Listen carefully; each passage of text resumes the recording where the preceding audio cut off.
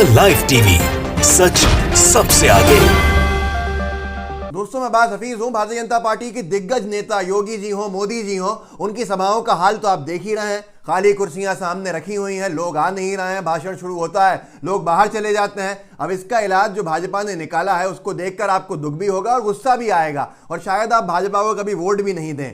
अभी बलरामपुर में जो कल सभा हुई मोदी जी की, योगी जी के साथ, जो सरयू नहर की परियोजना की शुरुआत करने के लिए थी, उसमें भीड़ बढ़ाने के लिए स्कूल यूनिफॉर्म में बच्चों को बुला लिया गया।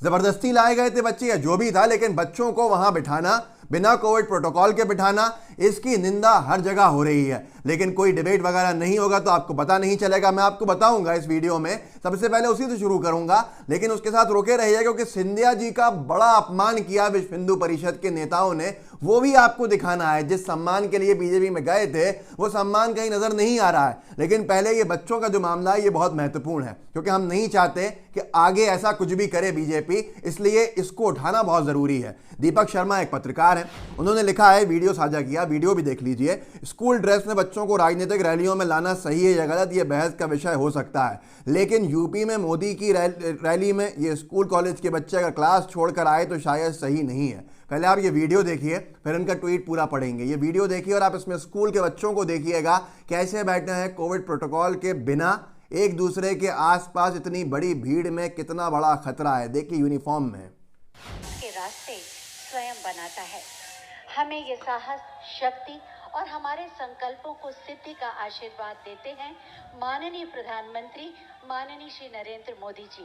मैं बहुत ही आदर के साथ माननीय अभी जो आपने वीडियो देखा ये साफ स्पष्ट है, क्योंकि मोदी जी को बुलाया जा रहा है। मोदी जी चलते हुए आखिरी में दिख भी रहे हैं, और ये योगी जी की सभा है, योगी जी का कार्यक्रम है, योगी आदित्यनाथ जी का। सरयू नहर राष्ट्रीय परियोजना का राष्ट्र को समर्पण करके पीछे बैनर लगा हुआ है।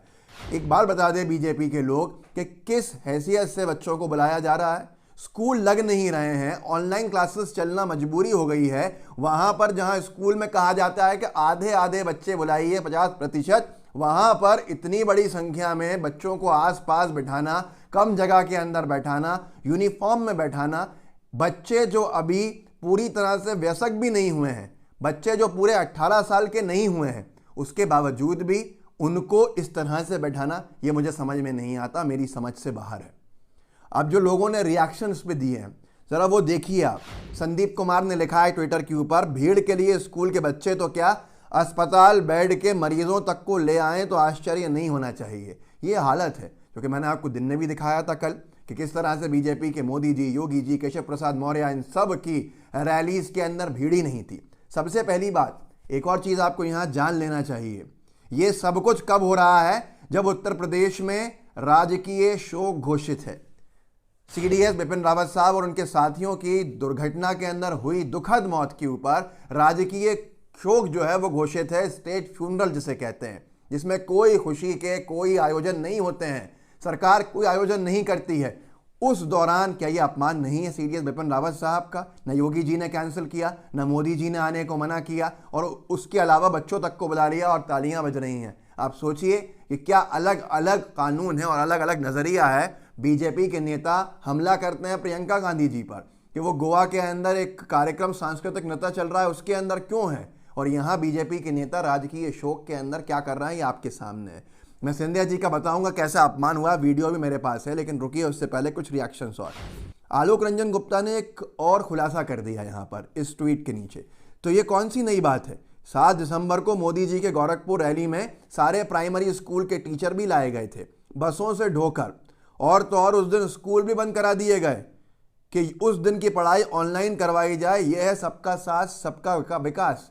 उत्तर प्रदेश के बच्चों के भविष्य के साथ खेलते हुए बीजेपी अपनी चुनावी गाथा लिख रही है और चुनाव जीतने की कोशिशें कर रही है। भीड़ बढ़ाने के लिए दुरुपयोग बच्चों का हो रहा है, उन नन्ही जानों का, जिनको अगर कोविड हो जाता है, ईश्वर ना करे, कौन जिम्मेदार होगा?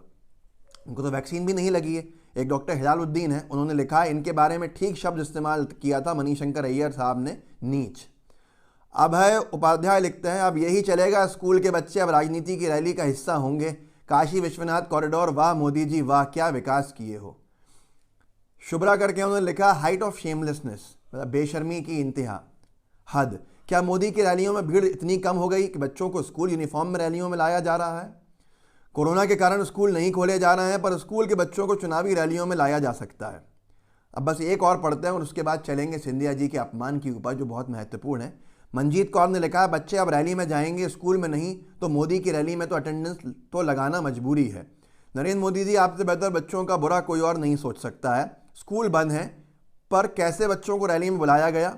कुछ बच्चों को कोरोना हुआ तो आप मदद तो करोगे नहीं, सिर्फ रो रो कर चल देंगे कमज़ोर पीएम।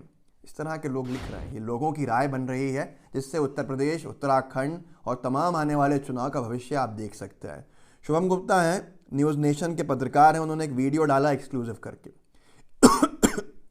इसमें लिखा हुआ है कि विश्व हिंदू परिषद ने दिल्ली में एमपी और सीजी, मध्य प्रदेश और छत्तीसगढ़ के भाजपा सांसदों की बैठक बुलाई। भैया, किस हैसियत से बुलाई? विश्व हिंदू परिषद होता कौन है? बीजेपी के या किसी भी पार्टी के चुने हुए सांसदों को बुलाने वाला?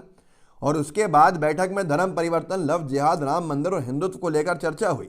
बैठक में आगे वाली पंक्ति में केंद्रीय मंत्री सिंधिया जी भी बैठे हुए नजर आए हैं।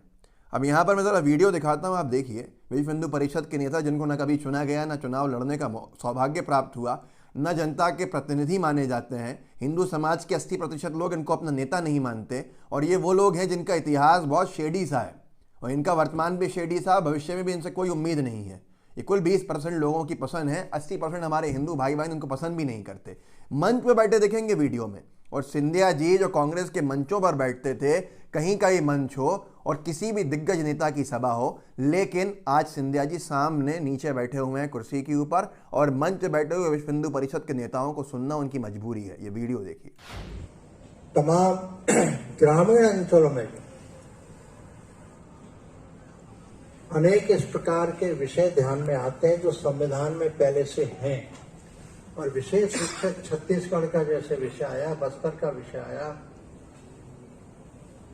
तमाम जो जहाँ पर वो गणेश जी को पहाड़ी से गिरा दिया गया था, जगदलपुर और उसके बीच में कौन सा स्थान है? हाँ, तो उसको तो आपने देख लिया। वीडियो जो है वो साफ बता रहा है कि सिंधिया जी नतमस्तक होकर सामने बैठे हैं। ये सिंधिया जी की पोजीशन हो गई है बीजेपी में जाकर कि अब बीजेपी तो छोड़िए, उनको विश्व हिंदू परिषद भी अपनी सभाओं में नीचे बिठाएगा। और ये है महाराज का आज के ज़माने का सम्मान की शायद परिभाषा और सम्मान के मायने। ये आपने देख लिया। सत्ता के लिए क्या कुछ नहीं करना पड़ता, ये तो आपको समझ में आ गया होगा। इस वीडियो के अंदर मुख्य बात जो है वो बच्चों का मुद्दा उठाना है कि बीजेपी की किसने हिम्मत की बच्चों को स्कूल यूनिफॉर्म में, स्कूल के बच्चों को ज़बरदस्ती लाके भीड़ बढ़ाने की, काम करने की, वो भी मोदी जी की सभा के लिए, जिस सभा के लिए मोदी जी ने खुद ट्वीट किया था, राजकीय शोक। ये इनका लगाव रहा सबका CDS बिपिन रावत साहब से और उनके साथियों से। भारत को सबसे बड़ा झटका लगा है। हमारे CDS बिपिन रावत साहब और उनके साथी और उनकी पत्नी ख़त्म हो गए एक दुर्घटना के अंदर, एक दुखद हादसे के अंदर वो चल बसे सब लोग, और उस पर आज पूरा देश शोक कर रहा है। राजकीय शोक के बावजूद भी मोदी जी ने कल अपना कार्यक्रम यथावत रखा और उसको ट्वीट भी किया कि मैं बलरामपुर में रहूँगा उत्तर प्रदेश में कल 11 दिसंबर। बहुत ख़ास कार्यक्रम, अंग्रेज़ी में किया, बहुत ख़ास कार्यक्रम है। उद्घाटन है सरयू नहर राष्ट्रीय परियोजना का। ये परियोजना जो भी दिक्कतें हैं कृषि विभाग से संबंधित, सिंचाई विभाग संबंधित, वो दूर कर देंगी हमारे उत्तर प्रदेश के किसानों की।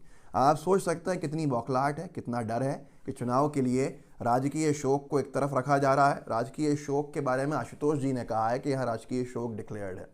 अब है नहीं है ये तो आप समझ सकते हैं, लेकिन होना तो चाहिए। जाहिर सी बात है, CDS साहब का देहांत हुआ है, शहीद हुए हैं वो लोग, तमाम फौज के साथी।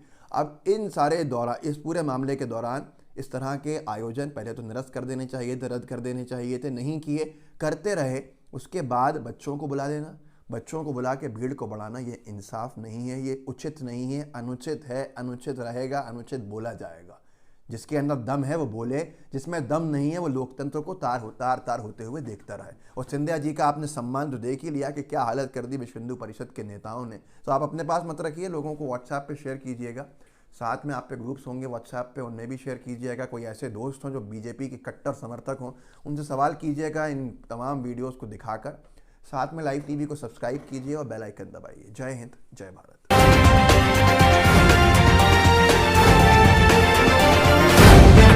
द लाइव TV, सच सबसे आगे।